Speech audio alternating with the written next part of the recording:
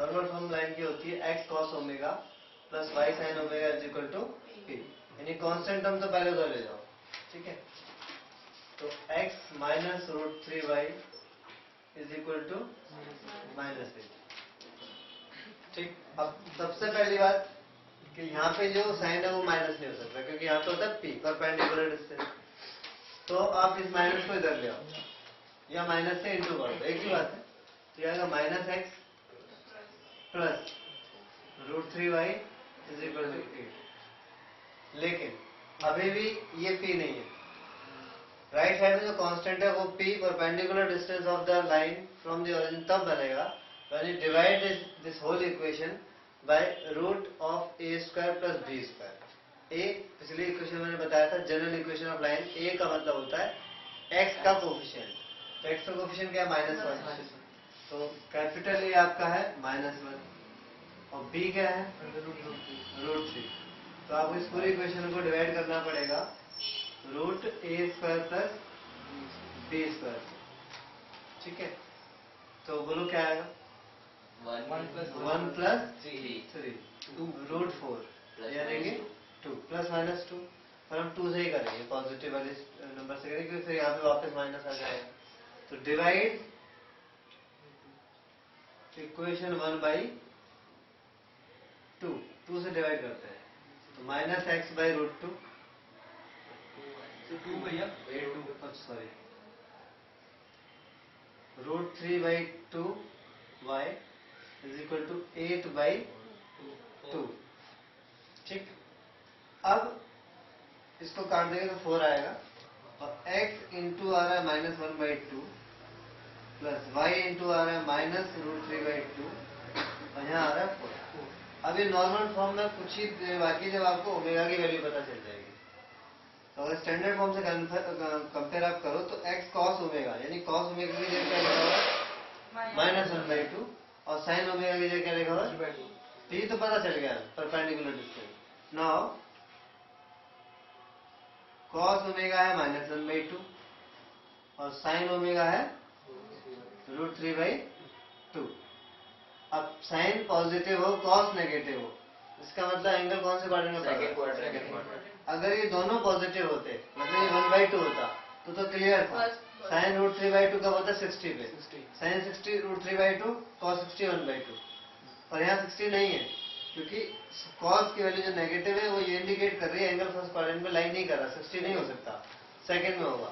Second में है तो 180 से माइनस कर दो। आपको ये पता चल रहा है ये वैल्यू 60 पे होती है और यहाँ पे नेगेटिव है, उससे ये पता चलता है कि सेकंड क्वाड्रेंट में है। सेकंड में मतलब 180 माइनस थीटा। तो आप डायरेक्ट कर लो या पूरा प्रॉपरली दिखाओ, डायरेक्ट कर लो ज्यादा बेटर है, ठीक है। Since theta lies in second quadrant, ठीक है। कैसे पता चल रहा है? कैसे पता चल रहा है? cos नेगेटिव है, cos नेगेटिव है, sin पॉजिटिव है, ऐसा सेकंड क्वाड्रेंट में होता है। इसलिए जो ओमेगा होगा आपका वो आएगा 180 माइनस थीटा, और थीटा आपको पता है दोनों वैल्यू 60 होती है अगर साइन ना हो तो 120। ओमेगा आया 120 and p perpendicular distance of line from the origin 4, ठीक है। तो required normal form of line, required normal form of line होती x cos ओमेगा, ओमेगा हमने पता लगाया 120 बीच में बोलो नहीं, प्लस y sin ओमेगा यानी 120 इज इक्वल टू p यानी परपेंडिकुलर डिस्टेंस फ्रॉम ओरिजिन। एक बार फिर से बताता हूँ, इसमें डिफरेंट क्वेश्चन था। अगर ये जनरल इक्वेशन लाइन की है ax plus by plus c is equal to 0, a 1 है, अगर साइन चेंज कर देंगे तो a भी चेंज हो जाएगा, वो बात की बात है। तो इसको नॉर्मल फॉर्म में लाना था। नॉर्मल फॉर्म मतलब x cos omega plus y sin omega is equal to p। सबसे पहले कांस्टेंट को उधर ले गए।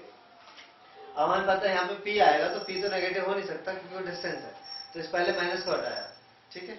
उसके बाद ये परपेंडिकुलर डिस्टेंस तभी बनेगा जब आप पूरी इक्वेशन को डिवाइड करोगे root a square plus b square से। a मतलब coefficient of x and b मतलब कोफिशिएंट ऑफ y।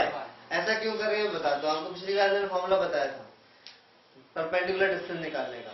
तो फटाफट से बताए तो सपोज कोई लाइन है, सपोज इस लाइन की इक्वेशन है ax plus by plus c is equal to 0। अगर इसका आपको परपेंडिकुलर डिस्टेंस ऑरिजिन से निकालना है, ऑरिजिन के कोऑर्डिनेट क्या होते हैं 0 0, तो फॉर्मूला आपको बताया था perpendicular distance of a line from origin a into x1, ये x1 y1 है, तो a इंटू x1 यानी 0 प्लस b इंटू y1 भी क्या है 0 प्लस c अपॉन रूट ए स्क्वायर प्लस बी स्क्वायर। तो ये 0 हो जाएंगे, तो जो c था, c उधर जब जाएगा तो माइनस सी होगा, तो माइनस सी अपॉन रूट ए स्क्वायर प्लस बी स्क्वायर, वही हमने बनाया है। इसके c को उधर ले गए और मॉड, क्योंकि यहाँ पे जब निकाल रहे होंगे तब तो मॉडुलस का साइन होगा, तो माइनस प्लस वो एडजस्ट हो जाएगा, और यहाँ पे तो नहीं हो सकता था ना, इसलिए पहले माइनस हटाया। और फिर ये चीज परपेंडिकुलर डिस्टेंस कब बनेगी, जब आप डिवाइड करोगे रूट ए स्क्वायर प्लस बी स्क्वायर से। तो ये तो डिस्टेंस निकालने का फॉर्मूला था, उसी को हमने यहाँ पे अप्लाई करा, यहाँ पे बनाया परपेंडिकुलर डिस्टेंस। उसके बाद नॉर्मल फॉर्म में एक्स और वाई के कोफिशिएंट में साइन ओमेगा कोस ओमेगा होते हैं, तो हमें पता चला कॉस ओमेगा की वैल्यू -1/2 है।